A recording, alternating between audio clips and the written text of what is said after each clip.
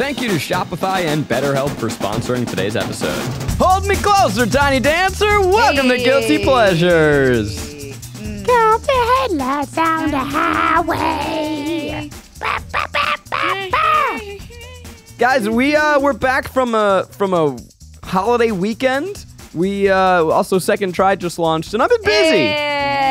Hey, congrats. Thank you. Your boy's been busy, and actually, I'll tell you this context. We're talking about Almost Famous this week. Yeah. And the reason why is because the three of us went to go see it together at Cinespia, which here in Los Angeles, they do these outdoor screenings. Usually they're at the Hollywood Forever Cemetery. This one was at the Rose Bowl. I know what you're thinking. Movie in a cemetery. Why would you do that? Yeah, but it's cool. It's a different cemetery, okay? It's not your average cemetery. It's a movie theater cemetery. I'm glad actually you said that. Cemetery where you watch with the fallen.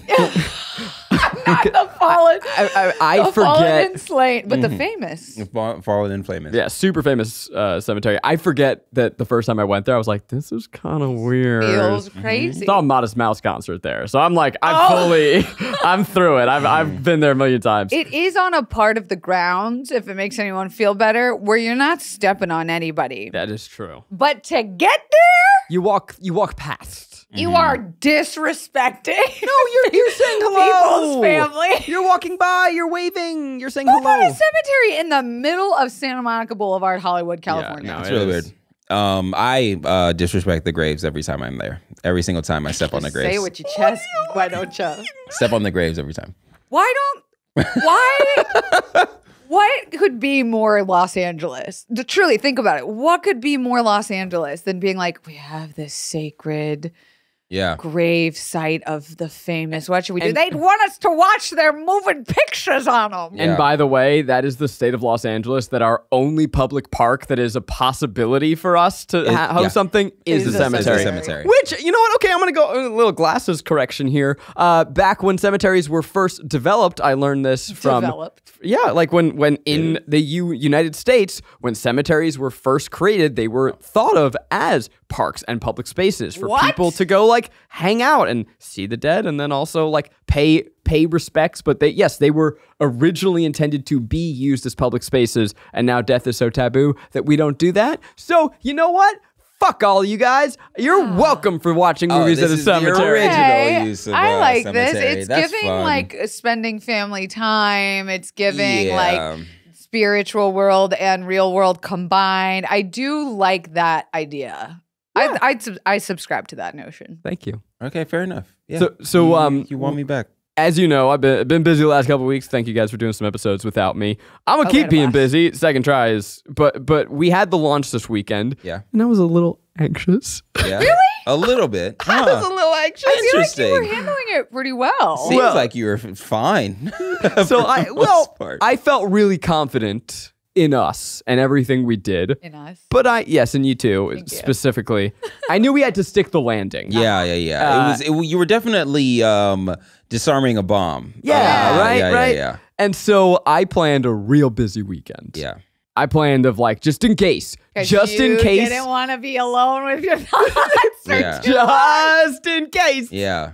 I got a bit. That's funny. I just do that in real life because if I am alone for too long with my own thoughts, I start to disassociate. And it's better that I just distract all weekend. Okay. So what'd you plan? Because it was a holiday weekend. Yeah, I mean, I had 2 to 3 things every single day. Pickleball. One of baby's birthday, dinner with friends, hanging out with you guys. But as a result, Rainie was like, hey, what movie are we doing this week? And we're like, the one we watched. Thank you. Yeah, that would be great. As a familia. But Almost Famous is one that I hadn't seen in years. It held a deep nostalgia in my heart. And honestly, watching it again now, it was pretty fascinating. So I'm excited to talk about it. I'm not going to lie, watching it, I hadn't seen it in a decade either. It was just one of those things you watched before. You knew it was a big deal.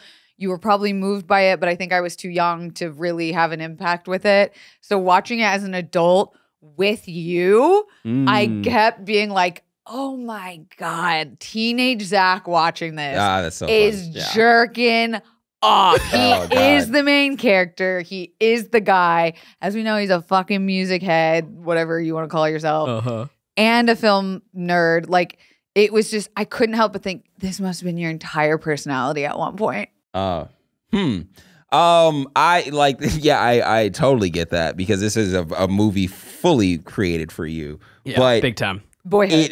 In the year of our Lord, Not Like Us by Kendrick Lamar, it just it for sure a song it's talking about pedophilia. It definitely there is aspects to it where you're like, these people are either too young or too old. That is one of my nothing has held up. And so, but all that being said, and I kind of like squint at the fact that I'm saying this, pedophilia aside. The characters in this movie are young in a way that I didn't appreciate when I was a kid. I mean, I assume we'll talk about that more in just a minute. Sure. But like, it's this was very true of rock and roll in the 70s. There were a lot of groupies hanging around, and they were teenagers. They were teenagers lying about their age. Yeah. Oh boy! It is crazy. You said that aside. Yeah, that aside, all of those things aside, phenomenal movie. Yeah. It is kind of crazy thinking about our parents' age because here's the thing. As conservative and like buttoned up as our parents might be, they grew up in the era of no social media where you could do shit and get away with it. Like you could rob a bank and maybe actually go through with the whole thing. Yeah. And I feel like rock and roll in this at the same time that was happening of like war ending, where you were really getting either like people who were pro-country or people that were like anti-the man, anti-establishment, like very pro-peace and pro-war. You were getting these two versions of extremism, both and all dealing with like power, drugs, sex, money, rock and roll, baby.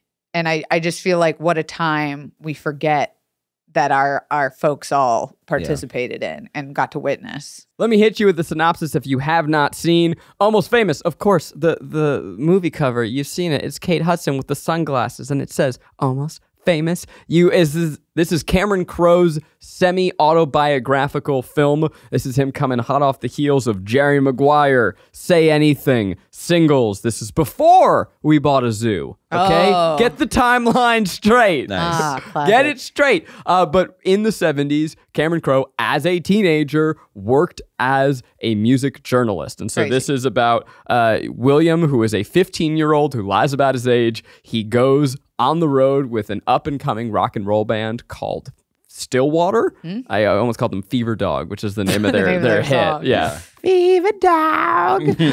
And William enters the world of rock and roll, sort of infiltrating this band. They refer to him as the enemy. This is a time when music journalism is seen as the antithesis to creation and creating art, and he gets hired by Rolling Stone to write the cover story. At the same time, you have Kate Hudson playing the enigmatic Penny Lane, who is not a groupie, she is a band aid. Which is much different. She, of course, William is madly in love with her. She is in love with the lead singer, Russell, and there's a little bit of like a surrogate love story going on. This is Almost Famous. Yeah. You have the dynamics of William entering the world of adulthood through the lens of rock and roll. You have the backdrop of rock and roll in the 70s, and you have the heartbreak of being in love with rock at what they consider in the movie the end of its zenith, which is also super fascinating. What came next? Well, disco? Yeah. Yeah. Emo? I was going to say emo. I was thinking of like next things with the guitar. I'm sorry. No, fair. Yeah, like the heyday of rock was really like the 60s and the late 60s. And then by the 70s, you're starting to see like the Beatles had already broken up. Things were on the way out, and then disco comes in, and then the 80s was a nightmare. Really? What was 80s? Like, well, 80s is disco club. The 80s is Wasn't that like Studio 54? 70s. Oh. So this is Cameron Crowe. This is his defining movie. This and Jerry Maguire. And what was really interesting to me watching it back, he is so earnest. Yeah. It is earnest filmmaking in a way that I don't know that it stands up today. Or I don't know that you can make it today. Interesting. I fully think that you could have made this. Bo Burnham. Yeah. Bo Burnham does Bo's a lot not of like, earnest. Or he's stuff. That's not earnest though. That's talking about like that's talking about how how children are fucked up and destroyed and how social media's ruined you. See, I think this is about the love of the game. Earnest to me means like coming of age. Like anytime you can show like raw. Yeah. I also think it was just like a really good coming of age movie. Yeah. Like it was like a phenomenal coming of age movie. And while watching it, I realized I think that's my favorite genre. Same. It's like it's up there with romantic comedy for sure, and might be like lightly edging it out because I'm like, oh, it usually has both elements. Yeah. Of just like growing up and then also like there's a love story baked into it somewhere. But yeah, I weirdly loved the touring aspect of it to where the earnest filmmaking in that of just like how it's my favorite part too. Is just seeing them on the road, seeing a band. Like, touring is great. Yeah, it's just fun. Like it's also like we were kind of talking about this with the idea of you, where it's just like, yeah, this is what touring actually looks like, where you're just kind of in hotels and then you're hanging out by pools behind the curtain. We get to see and like live like them and see that they're actually human. It gives humanization to celebrity like, lifestyle, and that whole vibe and that whole feel where it's just it does really ground them in a way that's kind of nice, in especially in the scene where the band has their first breakup, and he just goes to a random party, a random house party, and they're like, "Oh, you're the fucking lead guitarist of Stillwater. You want to come and hang?" And it's like,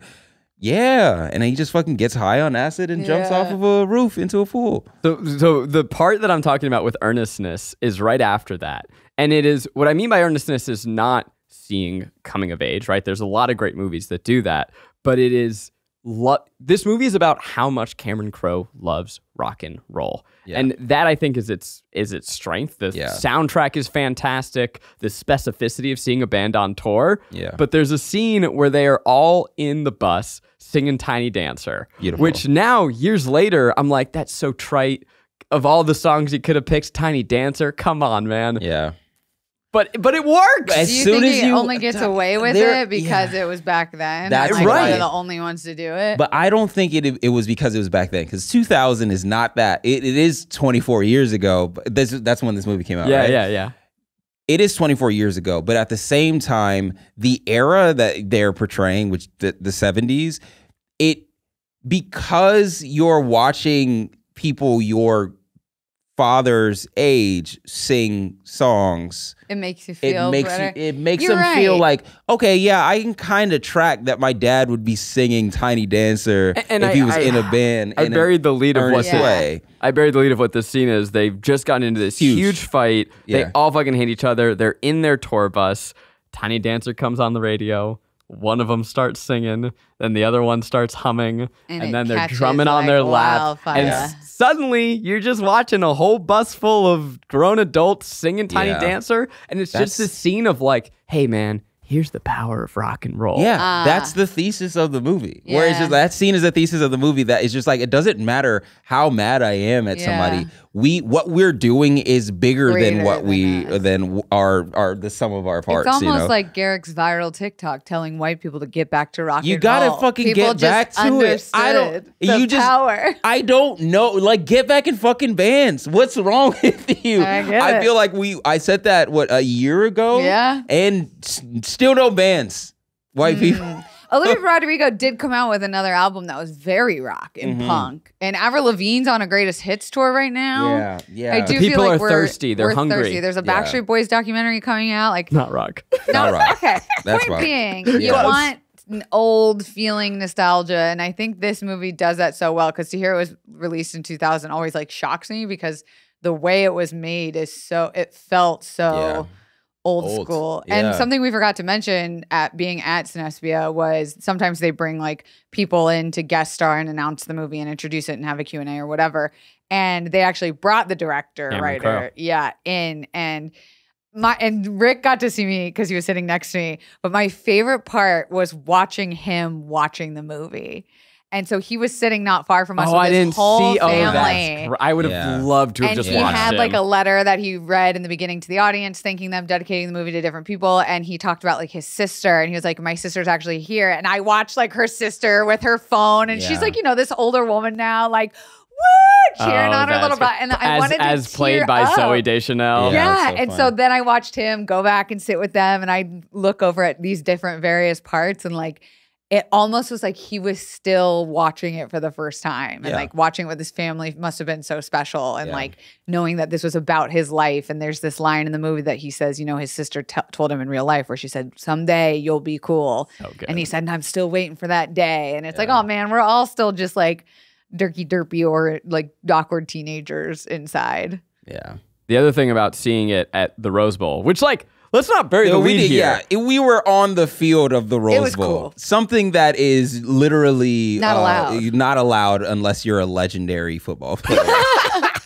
So it was fucking insane, especially as somebody as an LA native going onto those grounds. I was like, I don't know if anybody realizes how special this is. It was cool. You have no idea who played on these fields, who bled on these fields. It's insane. But yeah, like it was fantastic to watch it there in and a Coliseum, be high as shit in a Coliseum.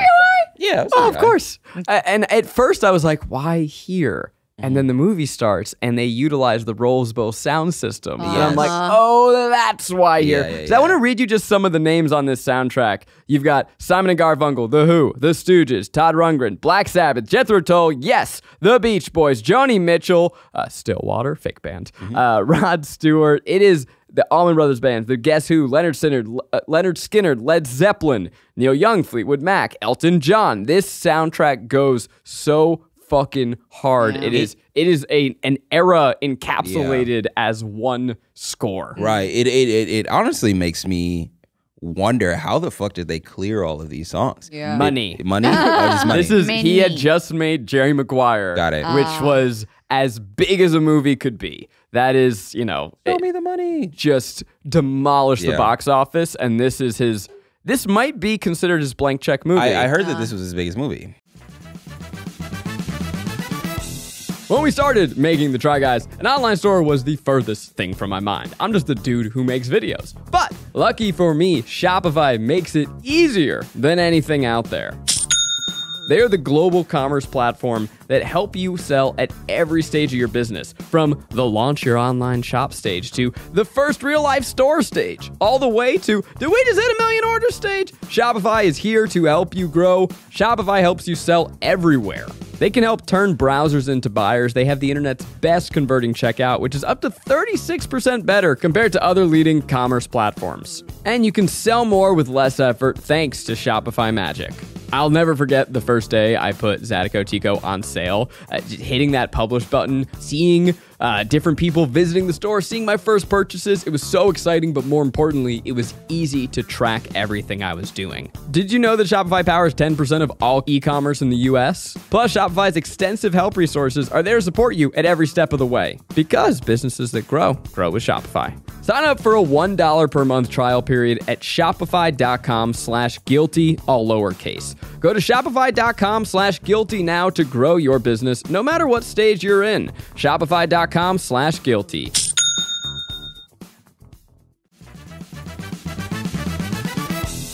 This show is sponsored by BetterHelp. This year is flying by. I feel like I say that every year, and this year I really mean it. What is something I'm proud of in 2024 so far? About Second Try. It was a crazy undertaking. The team here busted their tookuses, and it's important to stop and celebrate your wins so you can make adjustments for the rest of the year.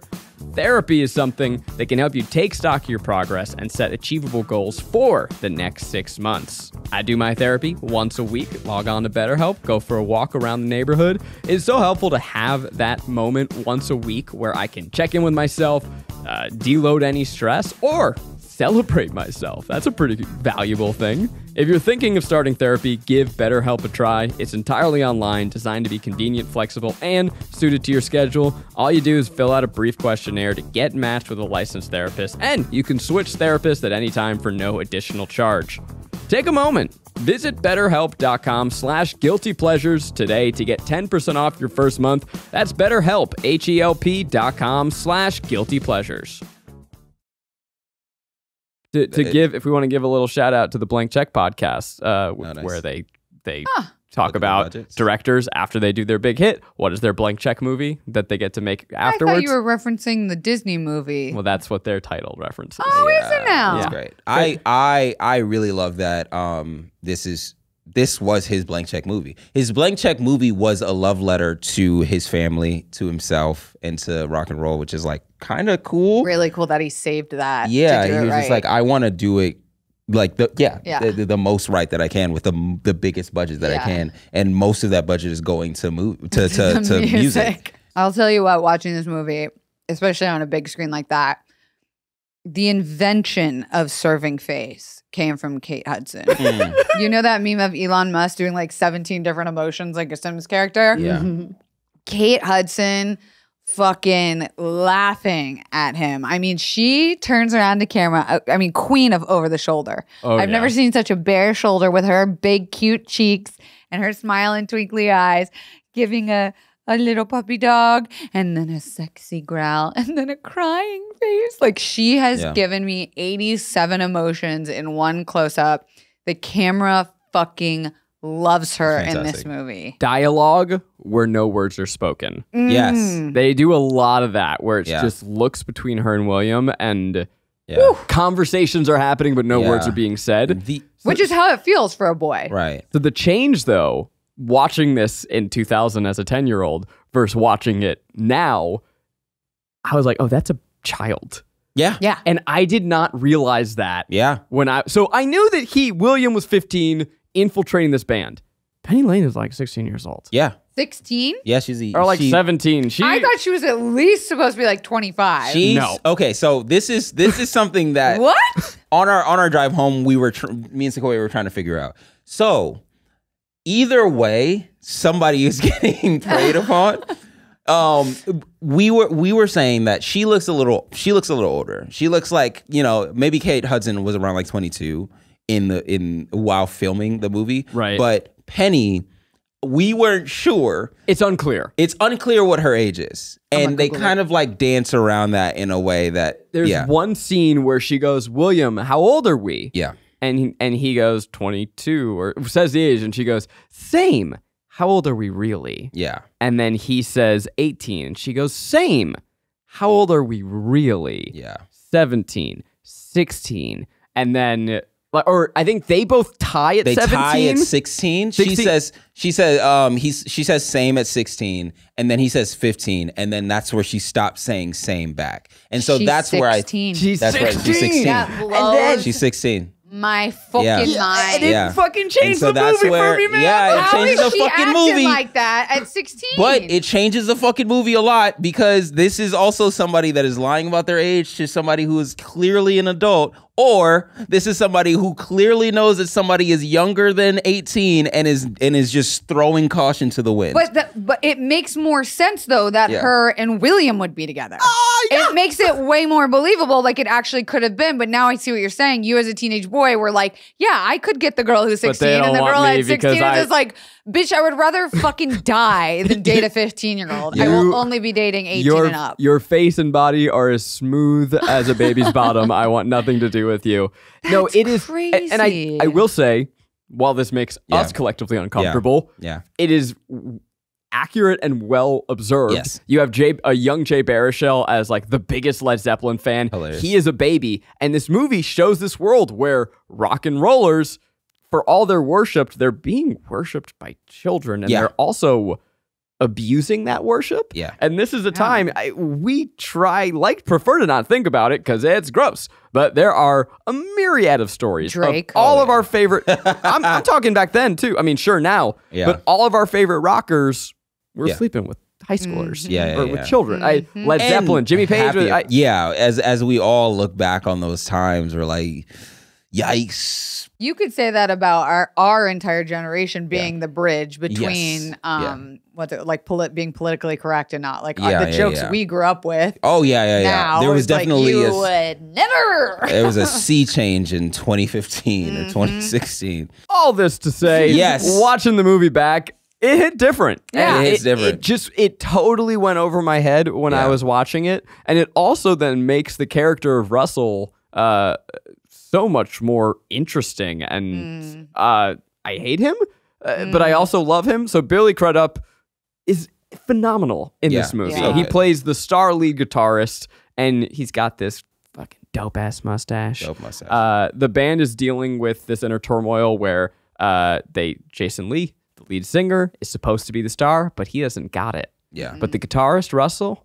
oh, he's got it. Yeah, he does. And he's this rising star, and the people want him, and so there's this clash in the band. But talking about Billy Crudup, he's so lovable in this movie, even though he's a scumbag. Yeah. And he's like, I think he weirdly toes this line in a lot of like the roles that he's in is just like a very lovable asshole or a lovable asshole, like just somebody who is clearly doing the wrong things, but you're like, I can't help but root for him, man. Like you've got a weird moral censor, but I only realized that halfway through the fucking movie when I leaned over to Garrick and went, is this the head guy from the morning show on Apple? And he was like, yes. Yeah. And I was like, oh my, where he plays another character to that where it's like he's the villain, but you love him. Yeah. He's just like, oh, he's so silly. Yeah. He's such a tech bro while he's also like a puppet master. Yeah, like ruining a bunch of people's futures and lives. It's but fun. Such a goof about it. Yeah. And what is hell? So how old was he supposed to be in Almost Famous? He had to have been like, I want to say 21, 22. Yeah. He played... He was married. A lovable rock star the same way the idea of You Guy was lovable. Yeah. Where you were like, he just wants to be a regular guy. Yeah. He can't help it that he's incredibly fucking talented and has to play the game of rock star. Like, that's, again, a wish fulfillment movie that nailed that character for me. Yeah, and there's something about us as a people that we want to worship rock stars. And I think it's something, there's something in us that's just as broken. What is that? I don't know. It's idol worship. Why? Right? I don't know, but I like how this movie, it broke down. Like William has this idol worship. He loves rock and roll. He has Jimi Hendrix posters on his wall. And it's the process of finding out like, oh, they are flawed and fucked up. Don't meet your heroes. Just like anybody else. I think my favorite scene of the movie is when Russell's thinking that he's going to go meet up with Penny Lane one last time. She gives him her address, and it's William's address. And she goes home. Frances McDormand as William's mom. Oh, my God, incredible. So good. The fucking phone call that they have. So hilarious. Good. But yes, please continue. And just seeing them, like Russell enter this kid's high school bedroom and have to confront a fan for the first time, and it's this like, hey man, here's why you're doing all this. Yeah. You've gotten lost in this, and you forgot you broke the heart of your biggest fan. Yeah. What does that mean to you? Yeah. And it's such a intimate look at a relationship that we will never get to see as an audience, right? Like you don't hear about that kind of relationship. Same thing with Penny Lane, especially now knowing she was like 16. Think about Billy at 15 being raised with like the Frances McDormand like church mom or very strict mom. And then 16, Penny Lane, she's running around the country doing quaaludes, following rock stars. Like that to me is such a difference in age, but also shows the difference in So I feel like that was a really, really, really nice way to fucking land the plane, man. Like the whole time I was like, I swear to God, if Russell gets back with this 16-year-old that he clearly may or may not know is a 16-year-old, but is also married and has broken this woman's heart, both women's hearts, and if he gets back with the Kate Hudson's character, the Penny character, I'll be so mad at the entire movie because that's not what it's about. Do you know what's crazy? Like because I didn't know she was 16, the whole time I'm like, this man should leave his wife and get with Kate Hudson. She can travel the country whenever she wants. Yeah. She loves rock. She gets the rock's lifestyle, and they're clearly in love. Yeah. I feel like a fucking idiot. Yeah. So it's just like this can't be this cannot be an actual relationship. No. Just throwing that shit out there. So anyway, but the swap of it, like that twist of her giving him William's address rather than her own to go and like, he was just like, oh, he called her Penny. He's like, oh, I love you. I just want to, you know, you don't have to say anything. I just got to say it to your face and tell you how I feel to your face. And then she's like, do you have a pen? I'll tell you my address, basically. And then it's William's address. And she goes and flies to Morocco. She goes to Morocco to go and focus on herself because that's what she was planning on doing in the whole time. But like the full circle moment of him being like, oh, we do it for the fans, we do it for the fans, we do it for the fans, blah, blah, blah, giving these like faux answers. And then the entire story just being him not doing it for the fans, not doing it for the fans, not doing it for the fans, to finally coming to the end of the movie and actually doing it for the fans, because he didn't need to do that interview anymore. He didn't need to do any. He called the radio station already, or the Rolling Stone, and said all of what he said is true, because what he is doing, this story is a boy who is a huge fan of rock and roll, seeing what rock and roll actually is.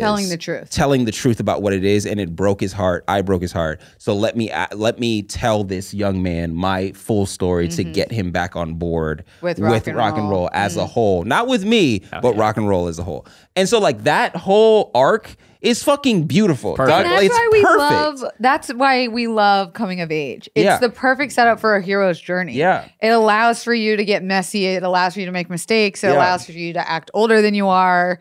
Dark night of the soul, learn a lesson. And we're all like, it's okay because he's 15. Yeah. If that shit happens to a 40-year-old, we're like, it's a comedy. It's a comedy. We're a dark, fucked up indie. We're like, that's not okay. Yeah. That's a broken person. Right. And what I think makes the script fascinating is that it is a coming of age while also a rehabilitation. It is just as much Russell's story as it is. Yeah. It's a love story between these two. Right, with Penny Lane as almost the misdirect. It's what allows William to grow. It's what allows Russell to be grounded. But in Penny Lane, he's getting all the wrong stuff. That's what fans are not for. Is just to worship you and to suck them dry and to use and abuse and throw them away. Whereas really, what it does is it brings those two together. Yeah. But like, I just don't know how those rock stars do it.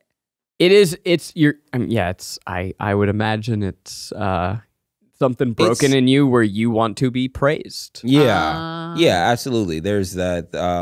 It's just the being able to use people. I feel like, because he I feel like once you're introduced to that level of power at that age, I don't know how old Russell was, but I'm guessing it was like early 20s. But you get introduced to it, and you're like going out there, you're playing to, tens of thousands of people, and then it breaks your brain. It breaks your brain. I cannot tell you the amount. I mean, you know this from stand-up. The amount of adrenaline that I had getting off the stage after our tour. It is addictive. That's why all rockers not all, but many of them turn to drugs. Like there's just nothing else that the high. Nothing be said. So while this is a love story between William and Russell, I also want to talk about the Oedipal things going on here, because there's some weird sister love going on in this movie. You think? I didn't know if you guys noticed it. Some weird sister love. So the way you said you think, I didn't know if you meant it was so obvious that you were making fun of me. Sister love. Zooey Deschanel? The movie begins with Zooey Deschanel as his older sister. Yeah. And there's this shot that you mentioned. Someday you will be cool. And she leans down. She's got the big rollers in her hair. And it's shot direct on her, like our POV. And it's like, oh, this movie is in love with this character. Like, she's filmed lovingly. And then, but his sister leaves the house. Then William goes on this world and he meets Penny Lane. And Penny Lane is this aspirational love interest, but there's also something of like, you are the big sister I never had, and I love you, but also I miss you. And the detail that got me, what does his sister leave to do? Airline attendant. What does Penny Lane do when everyone's partying? Quaaludes? Airline. She does. She does. Ladies and gentlemen, put your seat in the upright position. And like, she does this speech preparing people to take off into the party. I didn't connect that. And then we see her at the end. She is at the airport going to Morocco, traveling the world. So there's something. See, I just thought it was because Kate Hudson travels so much with so many bands. She's memorized the speech. Yeah, but I mean, her still saying it is still, it very does. I also thought maybe Zooey Deschanel's choice was because at the time, that was the most rebellious, outlandish, like, feminine job you could ever do. You wanted no man, you wanted no home, you wanted no white picket fence, you were a traveling little baby. That's probably true. But it both interconnected, makes a lot of sense. And there's something with like when Zooey Deschanel, when she leaves the house, she leaves William all of his records. He falls in love with that world. Okay, I didn't know. Okay, you guys didn't notice that. It felt like she was like leaving him porn under the bed. She's like, I left something for you. The letter inside. It's gonna change your life. Inside Tommy, it was light a candle and your mind will, set your mind free. That's what it is. Yeah, it was really nice and weird to see the mom, Frances McDormand, change immediately, or like change her views, because she didn't want her daughter listening to rock. She was just like, you guys are blah, blah, blah. And then she fully allows her because she realized she'd lose her son too. Okay, yeah, that's fair. I think it was like, I don't think women have the same rights as men. Fair. I think she was like very traditional woman. And I think it was her mom was a professor, but she wasn't she wasn't remarried. She wasn't dating. Like there was no... It was very like... Yeah, I feel like that creates a progressive mom. Sure. Her being... But then she didn't want to lose her son. Yeah. Okay, yeah, that makes sense. I think Cameron Crowe wants to fuck his sister. I said it. There it is. We finally got there. I said it. Okay. That's what I think. I watched the movie and that's what I took away from it. Finally got there. That's what I think. I don't think so. I have an older sister. Like my older sister is mom? She's not old enough yet. She's not yet. But like growing up, she's not old enough. See her as like a mom figure? No, we weren't a big enough age difference. I think Garrick wants to fuck his sister. There he said it. I said it. We finally got there. No, my brother was old enough to where you want to fuck your brother. Yeah. Got it. We finally got there. Thank you so much. You're welcome. This has been an eye-opening experience. Do you remember when I had a viral Office meme go and I called my dad hot, and then it was just the camera zooming in on you taking off your headphones, looking at me like the fuck? That was payback. Yeah, thank you. I'm glad that you held on to that for 10 years. I'm devastated that didn't go like viral, but also so glad, because if that would have I would have been in so much therapy for that. So funny. I don't have a fully fledged thought here, but I think that many of Go figure. I think a lot of the best scripts, if there's a love story, it is Oedipal in some way. Of course. It's got to be. There's something with like, I have this hole in my heart because of my family, and I'm going to heal it with the hole in there's just like, and because Cameron Crowe told the story before the movie about how Steven Spielberg flipped out over this script, and his one instruction as a producer was shoot every word. That is like, I get what a fucking just tap on the back. Oh my! Shoot every word. Jesus Christ! I would die. I could die tomorrow. Yeah, I'd be like, I'm good. I think I would crumble. I think I'd fall under the pressure. You would second guess everything. You'd be like, oh my god, that was a joke. You didn't mean that. There was also so many lines where they were so weirdly poetic as a way to like speak towards rock and roll, said from a 15-year-old's perspective. And I was just like, that's a little too old for a 15-year-old to be saying, but sure. Like there were like a lot of the scenes where he's like yelling, and that's where it kind of comes out the most, because he's 15 and then trying to be angry but can't yet. So like during those lines, it wasn't like a cringy thing, but it was just like, oh, this was written by a grown man. This was written by a grown man. And it reminded me of what he was saying, where he's just like shoot every, or Spielberg saying shoot every word, and I was like, yeah, but you're an adult reading this. Yeah. You don't really understand that a 15-year-old can't speak this way. But Spielberg has also a way of tapping into inner child. He shoots and childlike tales. Very well. Very Oedipal. Yeah. Good point. But I also isn't life though. I weirdly feel like whenever a younger brother looks up to an older brother, it's fine. And when a younger brother looks up to an older sister, then it's like, he wants to fuck his sister. That's so weird. It's like no way to get around it. Yeah, every time. But it's just like, yeah, he could just look up to his sister, which is like fair, you know? It's everyone else being weirdos, thinking that like genders can't be friends. Yeah. The only scene that I really remembered about this movie vividly. Tiny Dancer?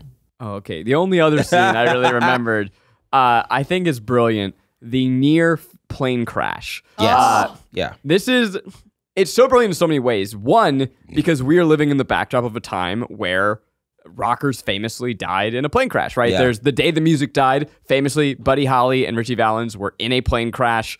It is what the song American Pie is about. I didn't know that. Yeah. The song American Pie by Don McLean. Bye, Miss American Pie. It's about that. And about there's actually, by the way, if you want to fucking nerd out on rock and roll, watch a YouTube video of where they annotate the lyrics to that song with everything that it's referencing. Oh my God. Like the marching band wouldn't play is the Beatles, the Jokers, Bob Dylan. Like it's very fun. Wow. But so you have like all of these tensions building, all of these things unsaid, and then you have the band in an airplane.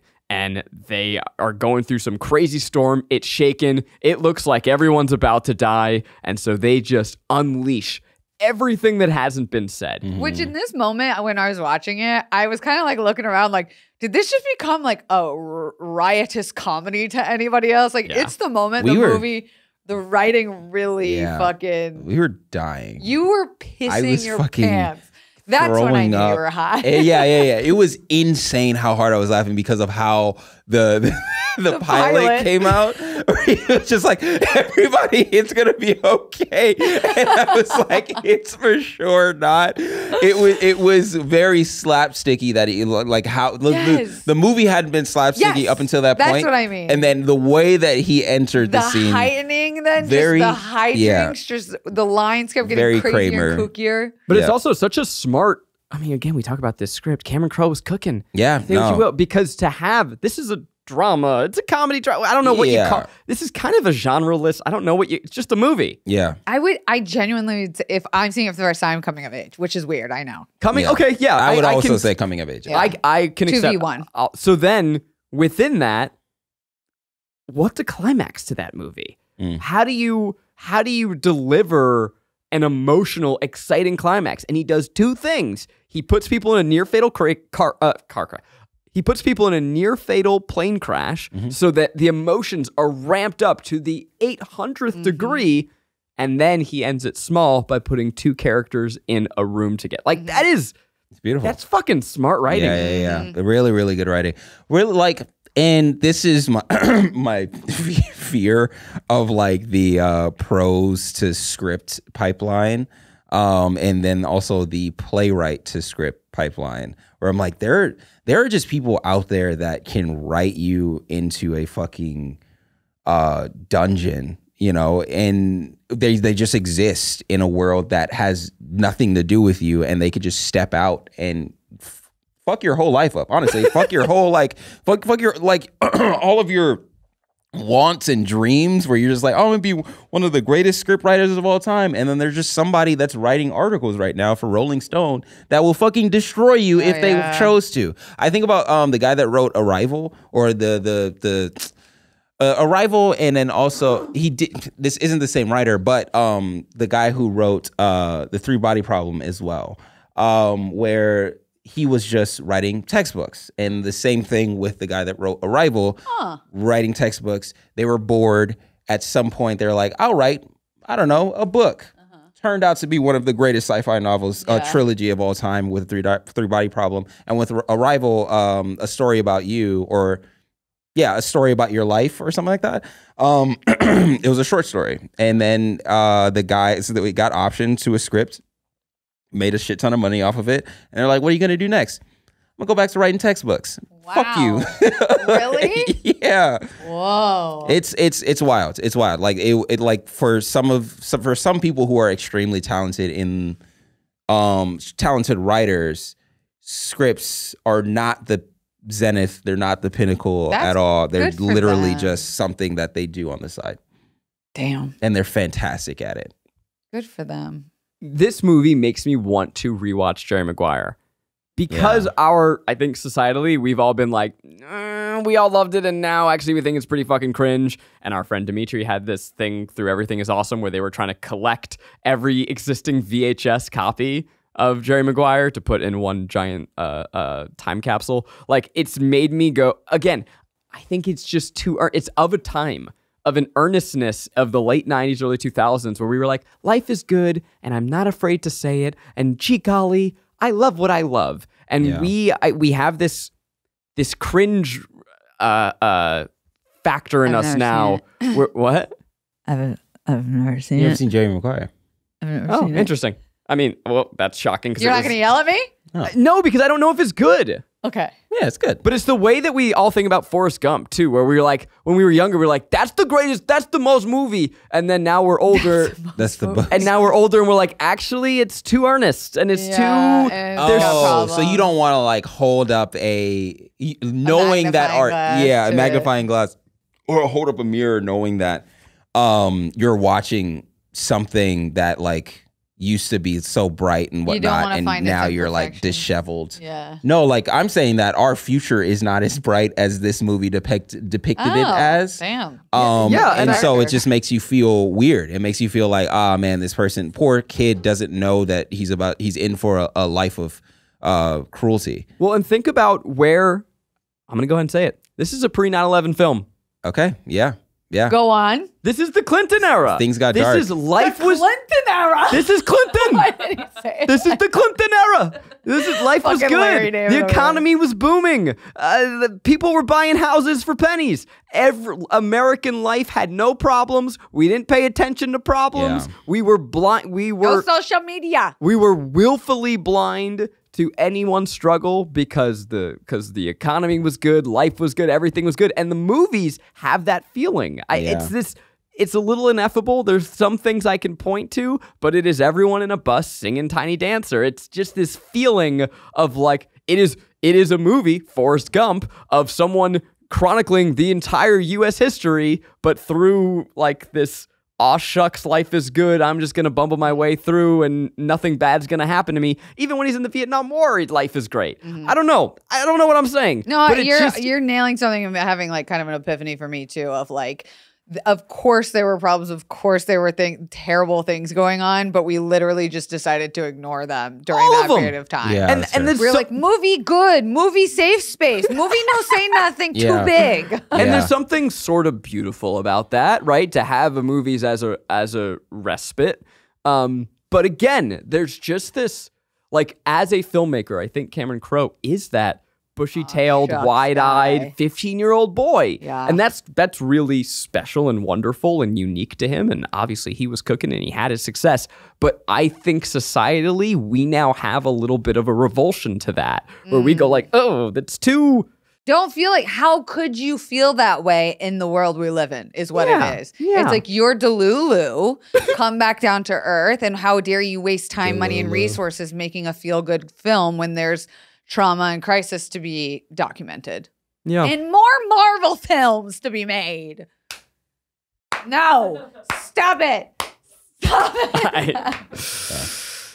So that's my thought on earnestness. I'm curious, honestly, if you guys listening, if you think I'm nuts, or if you're like, yeah, I don't know, it feels different. You're right. It feels different. It does. I feel like if that were true, Ted Lasso wouldn't have been as big of a hit. That's why people loved it. Because it was the first time we all went, we're all going to look the other way and just watch Ted Lasso, right? It's all and by the way, though, already Ted Lasso, I think, doesn't hold up for that reason. It was something that and Schitt's Creek were things that we needed in a time when we really needed it. And people now go, it gives me it because it's too cute. Oh. Yeah. And the people who never liked those things to begin with, I don't fuck with. Oh, wow. Because I'm like, I take too many antidepressants. I don't need your negative ass energy. That's funny. Yeah, I'm not gonna go back to the first season of Ted Lasso. I'm just going to remember it fondly. How it made me feel, and that's what's the most important. By the way, though, Ted Lasso is the almost famous of sitcoms. Yeah, absolutely. We're just like, oh man, wow, we've discovered something big here, guys. Yeah, I don't have to look at the fact that the world is dying right now. I can just, watch Ted Lasso. He's got the gumption to run a British team. he doesn't belong in. The football team, brother. Yeah. Golly, man, rock and roll will save your life. Yeah. If there's one thing I believe, amen. Amen, sister. It's almost, this movie is the most Christian, non-Christian movie. Yeah. I'm realizing. That's so funny. You know what's so funny? I stood in an airport the other day, in an airport bookstore. I picked up a book that was about love. It was like Thoughts on Love. And I read a few pages and I was like, oh my God, this is saying some really profound, like beautiful things.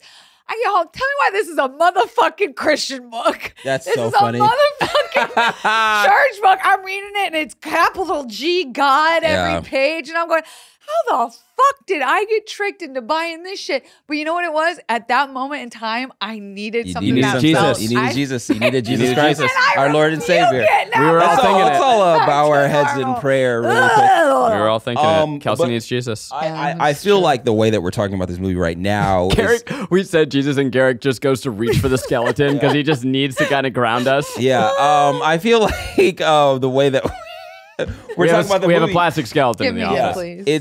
It's where we're doing it a little bit of a disservice where the movie is kind of dark, but you're looking at darkness through the eyes of a 15-year-old boy that is just in love with this thing and is ignoring the fact that... No, that's probably fair. Yeah. There's a fucking whole scene where somebody gets their stomach pumped while they're awake. Which I didn't know that's how they did it. But how's the movie shot? It's filmed. It's filmed. I think Stevie Wonder's playing. Yeah, Stevie Wonder's looked at lovingly. It's not shown really like the bad gross part. It's his filmmaking, not his writing. His writing has the darkness, but his filmmaking has the idealism. Because if you're, and maybe that's appropriate for a movie about idealizing rock and roll. Yeah, and I think that's what it is. Where it's just like, maybe the reason why rock and roll is dying is not because of the style of the music, but because of the style of the people behind the scenes. Y'all ready for some fun facts? Fun facts with Zach's back.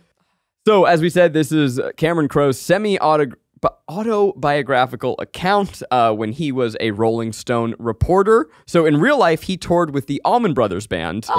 Greg Allman did not like this man. And kept asking if he was a narc. Yeah. That was in a line in the movie. Yeah.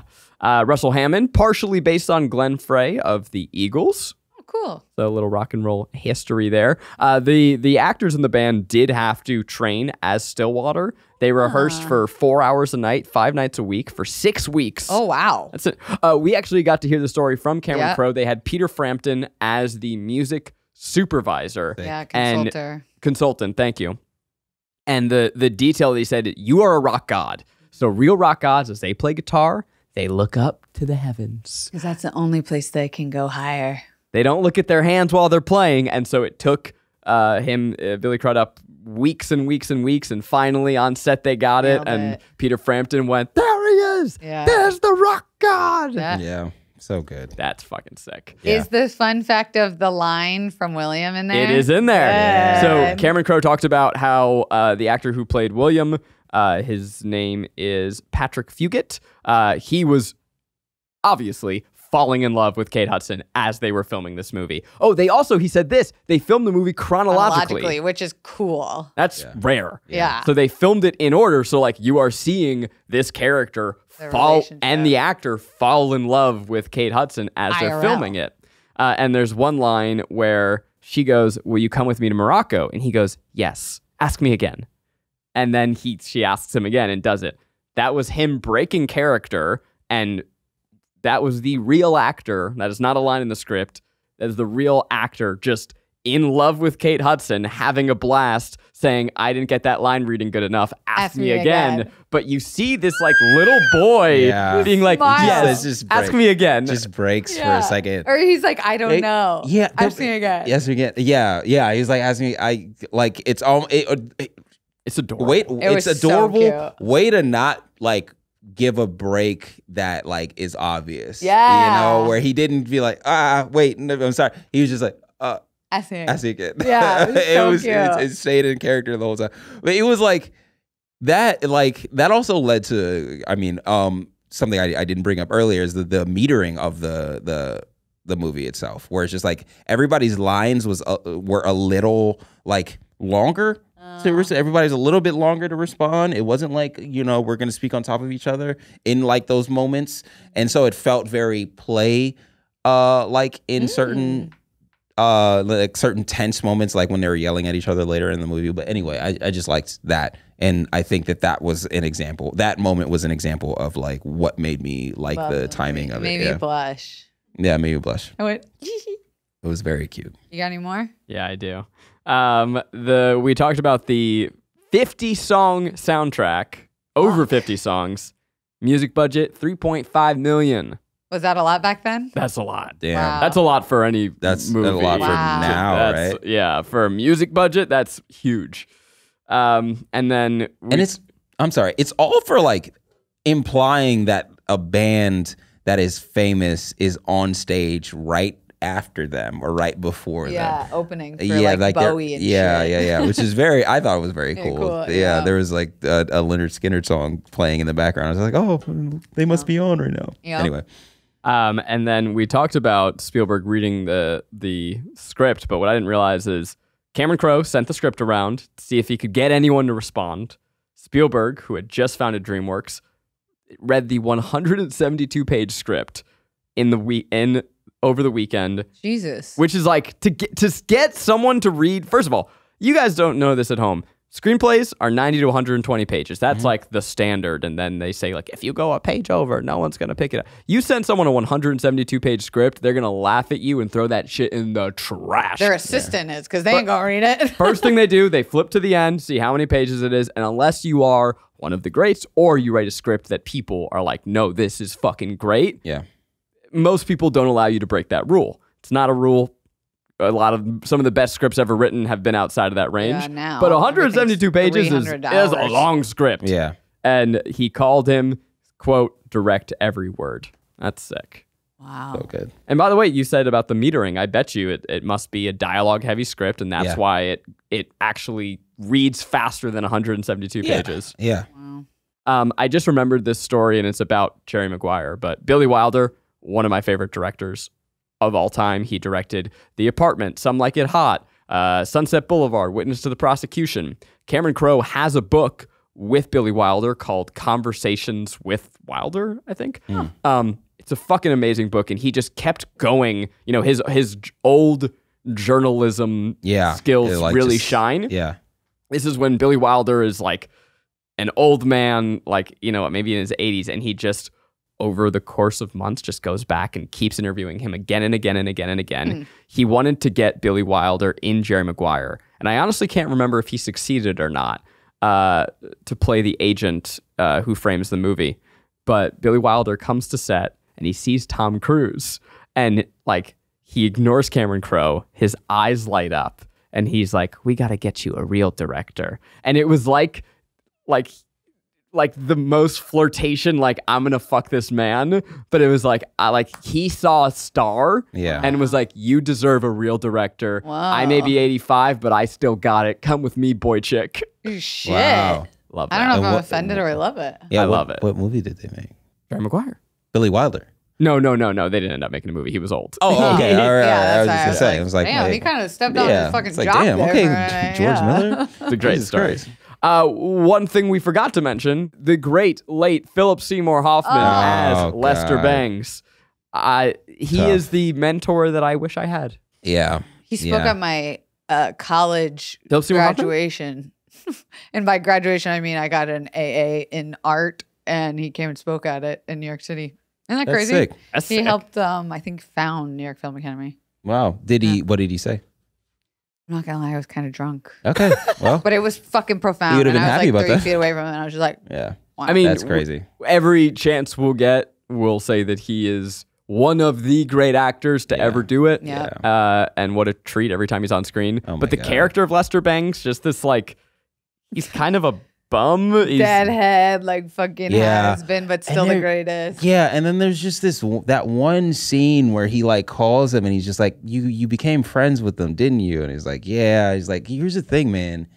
They're cool. Yeah. We're not cool. Yep. They're always gonna be cool. We're never gonna be cool. That hurts. But the thing about it is that you'll have a career, and they like something along those lines. But it was such a real thing to say to a 15-year-old. Yeah, and I love adults that talk to kids like they're adults. Yeah. That's like my favorite relationship. Yeah. There's Which is why I tell babies to fuck off every day. That's so funny. There's something about his character because he's it's clear that he knows music, he loves music, but he's like a bum. He's like chain smoking cigarettes alone in his messy house. Yeah. And when he calls him, he's like, "Call anytime, man. I'm always home." Yeah, I'm always home. We were like, same. He's just like, I'm always home because I'm not cool. Yeah, I'm not cool. But he's done the coolest stuff. That's so. Oh my god, it's so dope. I never had like a true mentor. Like that, and I wish. Yeah. But I have the movies. Yeah. I have Lester Bangs. Movies are your mentors. I'm trying to see. Like I just have to. Whenever I bring up, whenever he's brought up, I have to talk about the Mission Impossible scene. Jesus Christ! It's like without fail. I have to talk about this scene. It is in Mission Impossible 3. He plays the villain in Mission Impossible 3, and he is like tied up by Tom Cruise, Ethan Hunt. And he's like waking up and he's just like, okay, all right. And he just seems so bored with the fact that he's tied up and like in a dangerous situation. He's like, all right, who are you? Do you have like a daughter or a wife or somebody that you love? Because and he's being interrogated by Ethan Hunt. He's like, because when I get out of here, I'm gonna hurt her. I'm gonna hurt her. I'm gonna hurt her real. And his performance in that shit. Oh, I can hear it. I can see it. And then going to like, I feel like these are one of like two of the best acting scenes that he's done. Going to the point where he finally has the other side. He's just like, okay, they're looking for a MacGuffin. They call it the rabbit's foot. He's like, all right, I'm gonna give you 5 seconds. Where's the rabbit? He has Ethan Hunt tied up, and he has his girlfriend tied up. Where's the rabbit? Where's the rabbit's foot? And he's like, I don't know. All right, okay. Where's the rabbit's foot? You 1. It's in Russia. It's not in Russia. 2. Blah blah blah blah blah. I don't know. 3. Blah blah blah. And it just continues and continues, and then he gets to 5. He finally gets to 5. He's like, okay. If you could just untie me, I'll tell you where it is. 5. It shoots the girl in the face. That goes to the fucking titles. He's losing his fucking mind. I was like, let's fucking go, you baby. Me want to watch that movie again. It's so good. He's so good at it.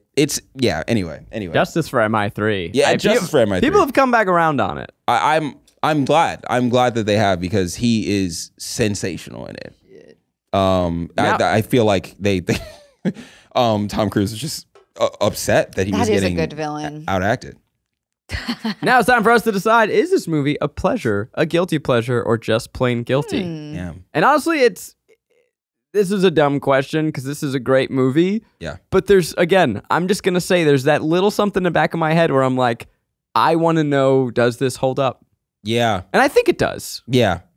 But there's something. But a good movie is a good movie. Yeah, this is one of those movies where I'm just like, no, this is just a fucking classic, and I can't call it. I physically can't call it a guilty pleasure. I have to call it a pleasure, because it